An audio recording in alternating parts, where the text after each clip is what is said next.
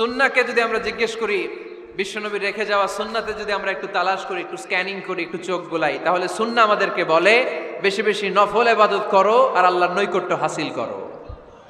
সুবহানাল্লাহ পড়বেন না? কোরআন বলেছে সেজদায় লুটিয়ে পড়ো। যা যা বললাম আমি ওঠার আগে জিজ্ঞেস করে আবার শুনে যাব, কারণ আমি মনে করি এটা ক্লাস। এটা কি ক্লাসে পড়া দেওয়া নেওয়া আছে না নাই? এতক্ষণ পড়ানোর পরে জিজ্ঞেস করার দরকার আছে না নাই? কোরআন বলছে কি আর সুন্নাহ কি বলে? নফল ইবাদত। আওয়াজ করে বলতে হবে, সুন্নাহ কি বলে?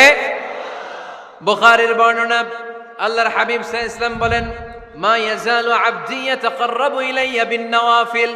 বান্দা যত বেশি নফল ইবাদত করতে থাকে, করতে করতে করতে করতে বান্দা আমার কাছের নৈকট্য প্রাপ্ত বান্দা হয়ে যায়। হাত্তা উহিব্বাহু, এরপর আমি আমার বান্দারে এত ভালোবাসি, কুনতু সামআহুল্লাযী ইয়াসমাউ বিহি। বান্দা যখন শুনে সে তার নিজের কান দিয়ে শুনে না, আমি আল্লাহর কানে শুনে। কুনতু বাসরাহুল্লাযী ইউবসিরু বিহি। বান্দা যখন দেখে নিজের চোখে দেখে না, আমি আল্লাহর চোখে দেখে। ওয়া ইয়াদাহুল্লাতী ইয়াবতিশু বিহা। বান্দা যখন কিছু ধরে বান্দার হাতে ধরে না, আমি আল্লাহর হাতে ধরে। ওয়া রিজলাহুল্লাতী